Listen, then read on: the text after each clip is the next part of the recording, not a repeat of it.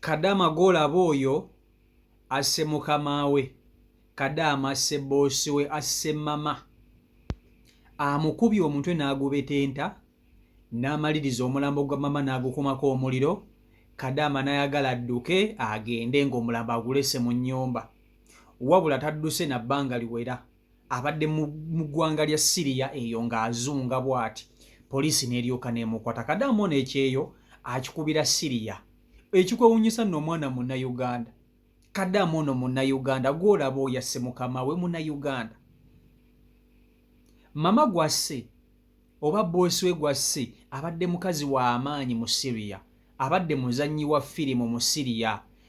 Wano mu Uganda nnyinza mugeraageranyanga w'olaba bano abazannya aromatiki, abazannya ebonies, abayinamuko kumanya.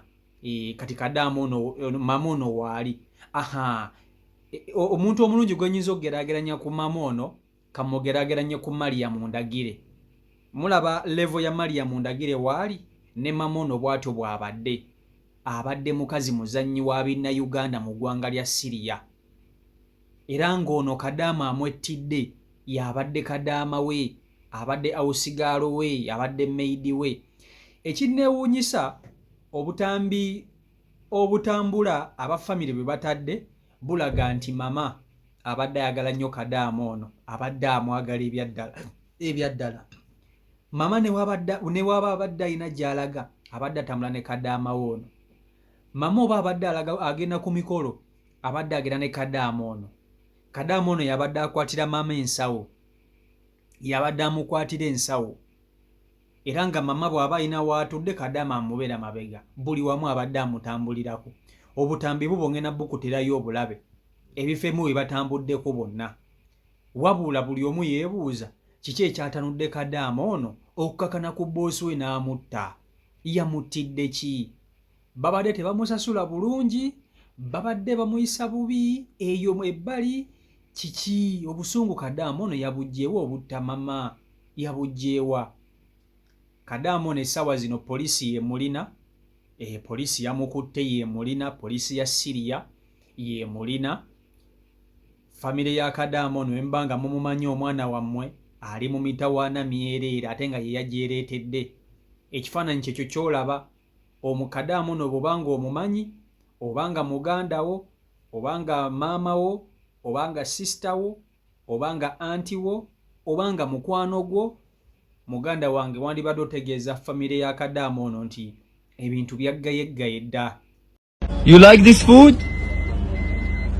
This one you like? I like. You like? I like كل شيء. وأعتقد بتقول لا إذا جاعل يوم الأيام تأكلني. This is right or no? ما شاء الله. Say no, say no. عندها قابلية غريبة للأكل. كل يوم أي يوم لا إلا ربطة خبز. Syria is beautiful, look cute. I'll أي see. do إيه. Do it, try this. I'll سوريا حلوة وكيوت. شو كمان؟ حلوة وكيوت. Beautiful. Beautiful. Try this food. دوقي يا ست هدى. Let mommy eat. دوقي. Try it. Mommy, you eat. No, try one. It's okay. It's nice. Nice. Yeah. Eat يلا eat more. Mommy, you eat. بتضايق من الشهرة أحيانا؟ ايه بقول يا ريتني جوزت بياع فلافل ولا حدا اولاد كل هالشهرة هاي لانه بتضايقني الشهرة وهذا كله بده يتصور معي وكله بده يقعد جنبي وكله بيسالني شو في يعني شو اخر اعمالي. انجليزيتك بعد فيكي كتير متطورة. ما أنا تحكي. من اول متطورة. انا رحت على لندن ما عرفت اتعلم العربي تعلمت كوسة خيار باذنجان. كوسة. باذنجان. Thai is come. Thai. Thai is come. Thai is come right. You are very smart. Go. Stop here. Yes. Alhamdulillah. يعطيكم العافية.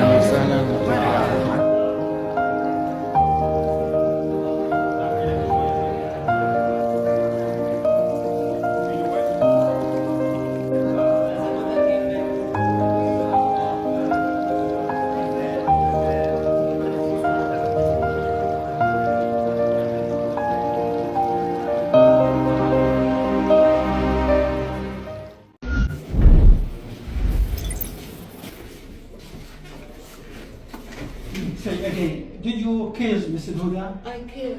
جريمة مروعة ارتكبت بحق الفنانة هدى الشعراوي، وقيادة الأمن الداخلي في أقل من ساعتين تعلن إلقاء القبض على الجاني.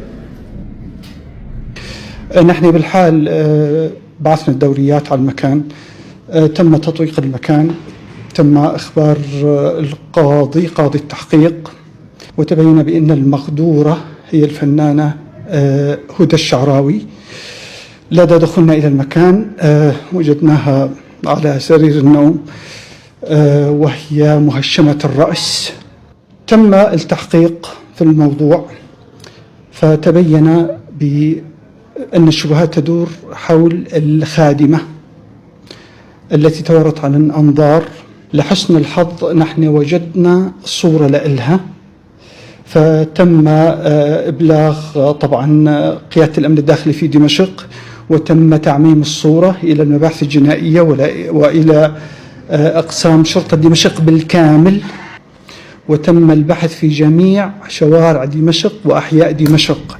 وقد شهدت الجانية وهي تهرب من أحد الشوارع عن طريق أحد الكاميرات. نحن قمنا بمراقبة كافة الكاميرات الموجودة في المنطقة، فشهدت وهي تغادر بإحدى الشوارع، وقد تم تتبع حركاتها فوجدت في منطقة القابون، وتم إلقاء القبض عليها بعد حوالي ساعتين من إنهاء التحقيقات الأولانية.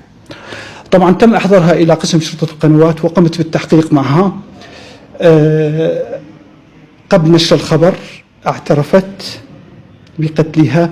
طبعا كان الدافع، سألتها عن الدافع، قالت بأن الدافع هو بأن المغدورة حاولت تسممها. طبعا هذا كلام يعني لا أساس له. السلام عليكم ورحمة الله وبركاته. نحن قسم شرطة قنوات بعد التحري والبحث وخلال 10 ساعات الماضية من مقتل الفنان هدى الشعراوي، تم بعون الله وفضله إلقاء القبض على قاتل الفنان هدى الشعراوي. Sikiwandika Adamo n'asobola okusigaza obulamu ku kyakoze ekyokutta mukama we, ateeka okuba nga naye bagenda kumuteeka kalabba, naye bagenda kumutta bossi. Sikiwa nti bagenda kumuteeka mu kkomera bamusibe. Abawalabu nga tebatera kukola bintu ebyo. Bw'oba osse naawe ofa, bw'oba osse naawe ofa. Kati Kadaamo ono akatyabaga ke yeetyabidde, sisuubira nti muganda wange naye ayinza okusigaza obulamu. Kakati Nabe ali mu bawalabu essaawa zino nabo banyolwa bakaaba.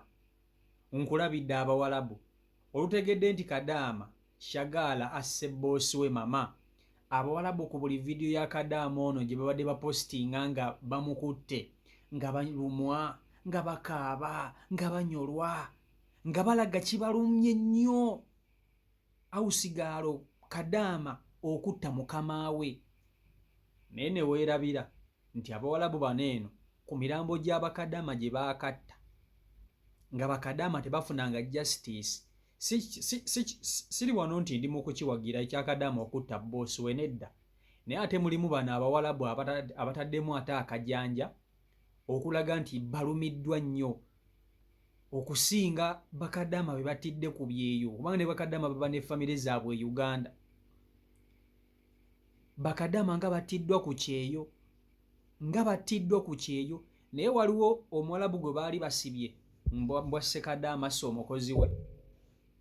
Bakadaama babata ne babasuula ku kasasiro, ne bakwata omulambo gwa Kadaama ne baguzinga mu bisasiro ne bagusuula ne paasipooti ye.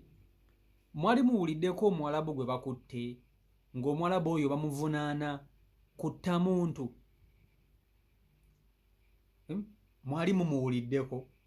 Abawalabu nno bo beesiimye nti bo okutta kyafuuka kya bulijjo, nti omuntu osobola okumutta omulambo n'ogusula mu kasasiro, oba omulambo bw'ogusula mu kasasiro, bino emmoloka ebinona kasasiro bibatwala wa. Te poliisi tayinza kugamba nti oba tusanze wano omulambo ono omuntu bw'ati ne bw'ati yafudde atya, ani yamusse, abadde akolera ggwe kyekyamusse. No. Era Kadaama bwattibwa, obattiddwa Saudi, obattiddwa Dubai, obattiddwa kasitaba nga attiddwa mwezi ensi z'abawalabu. Ebintu bikomaawo, tebyeyongerayo. Kati bano abawalabu bo balaga balumiddwa nnyo era banyiivu nnyo. okusinga omusayi gw'abakadaama ogutokomokedde eyo ebuwalabu eyo. Ndowooza nabo bakiwuliddeko bwe kiruma. Bwe kityo bwe kibeera. Nze Kadaama simuwagira kutta mukama we, simuwagira, si kirungi. Bw'osi wabanga abadde akuyisa bulungi oba omuttira ki? Kikazi kyattu kibadde kikadde nga kyekulidde. Naye nabo ndowooza balowoozezzaako omuntu bw'afiirwa omuntu alumwa atya. Nga tukaabidde bannyinaffe abafiiridde ku byeyo, abalala babaziiseeyo. Naye tewali Kadaama yali afunye teri Kadaama n'omu yali afunye bwenkanya. Naye Kadaama ye olusse bamukwatiddewo, bayimukiddewo. Yo poliisi singa bw'ogiraba we batwe bamukutte. Era essaawa zino ali munda mukazi wattu. Bw'omanyi Kadaama ono musabire muteeke mu ssaala zo, naye sikiwa nti ssaala zo zijja kukola. Bano abasajja bagenda kumutta naye balina ommuteeka kalabba. Essiri yeeyo we bakukwata ng'osse ng'oli kaŋŋambe nga Kadaama, kuba kati ng'owo okimanyi nti bakadaama tebalina makulu. Teri Kadaama alina makulu mu mawanga ago. Ne bw'oba okola nnyo ng'akalogo yito bana makulu. Teri Kadaama abana makulu. Bano abantu balabira ddala Kadaama ng'ekintu ekitalina mulamwa, naye nga jjukira Kadaama akola buli mulimu gw'omanyi, yadde osasulwa, yadde Kadaama asasulwa kubanga emirimu gy'akola gimusasuza, naye ate gisukka. So byebyo biri ku sayidi eyo. Gw'ayagala okumanya ku Kadaama ono, genda owandiikemu erinnya ly'omuzannyi, erinnya lya mama bamuyita Huda Sharawi, wabula erinnya lya Kadaama lye terinnaba kutegeerekeka. Terinnaba kutegeerekeka erinnya lya Kadaama oba yaani, naye nga Munnayuganda. Kadaama Munnayuganda. Asse boosi we amwettidde, oba amuttidde ki teri amanyi, oba abadde amubanja teri amanyi, oba ababadde bamuyisa bubi teri amanyi, oba kimuteebye butemi n'agamakanzite ku muntu teri amanyi. Naye ekinneewuunyisa nti obutambi famire bwetadde, famire ya mama batadde obutambi nga bazze bakwata ebifo eby'enjawulo bye batambulamu ne Kadaama ono, nga naye baba balidde ki babadde bamuwaako. Mama ne wabaali babadde bamuwaako, babadde tebamuyisanga Kadaama nga bamuyisanga omuntu owaabwe. Mama waba badde agenda ku mukolo gwonna abadde agenda ne Kadaama we, kubanga Kadaama ono yabadde akwatira mama ensawo. Oba babadde balagawa buli kimu babadde batambula bonna.